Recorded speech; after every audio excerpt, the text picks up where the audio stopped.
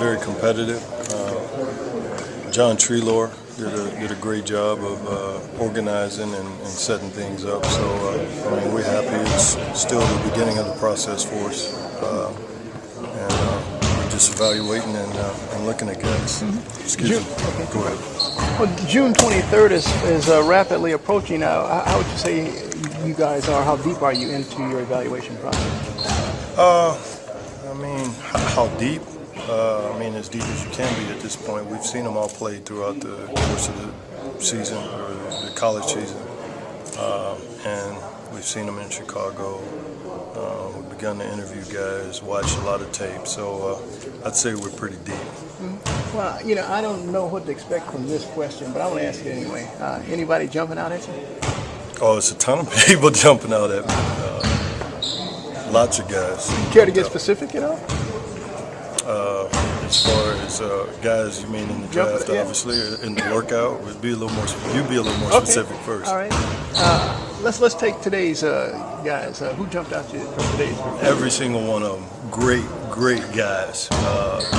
They were competitive. They shot the ball well. Very respectful, easy, and good to talk to. And they're making us think a little deeper. As we get to know you in this front office here, can you give us an idea of your philosophy relative to the draft here? Is it that old, proverbial best player available, or you draft for need? What's your philosophy? I think, the draft is one of those points in the season where you have another opportunity to add talent. And you always want to look at the draft very carefully, because it's a chance to get better and young at the same time, which is not very easy. Is it a crapshoot, or is it more science or art? Who knows? I think when we talk about best available versus the need, I think that's a sliding scale. You tell me the names, and I'll tell you which way we would go with that. So I think that's probably my overall basic philosophy. Walk in here knowing that you lost a dynamic force in Amari, and you lost a player in Jason as well. Do you pinpoint the biggest need area? Do you want to look to replace a power forward, bring a power forward in, or you look to more at the shooting guard? What's your biggest need here? I think up front, we need to get better and a little more physical. And then on the perimeter, it's not a secret. We have a surplus of threes, but the off-guard position is something that we'd like to inject. And then after that, it's a little bit of a free-for-all in terms of who the player might be and what the situation might be on the draft.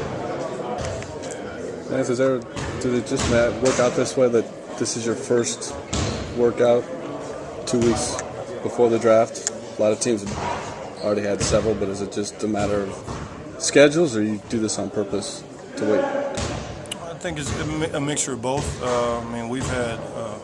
You're certain we didn't have workouts? I'm presuming with that question. Well, yeah, there have been guys in our facility before now, and also you're.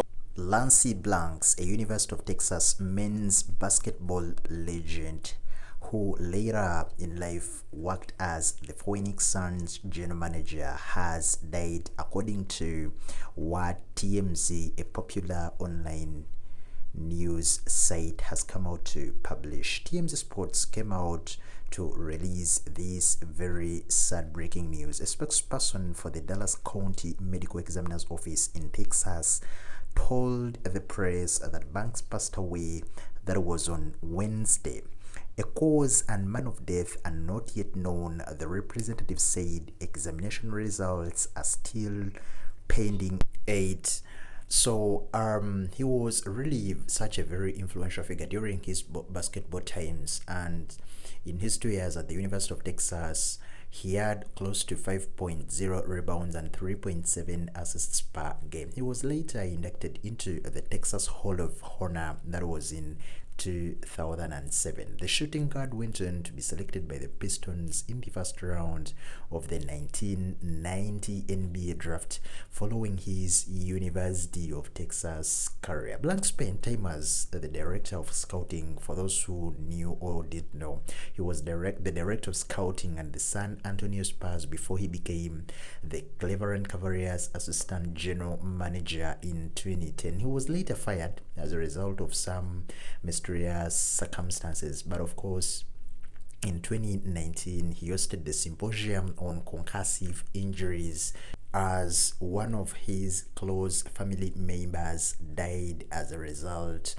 of Parkinson disease. So he always involved in such symposiums educating basketballers, and he frequently worked with Basketball Without Borders.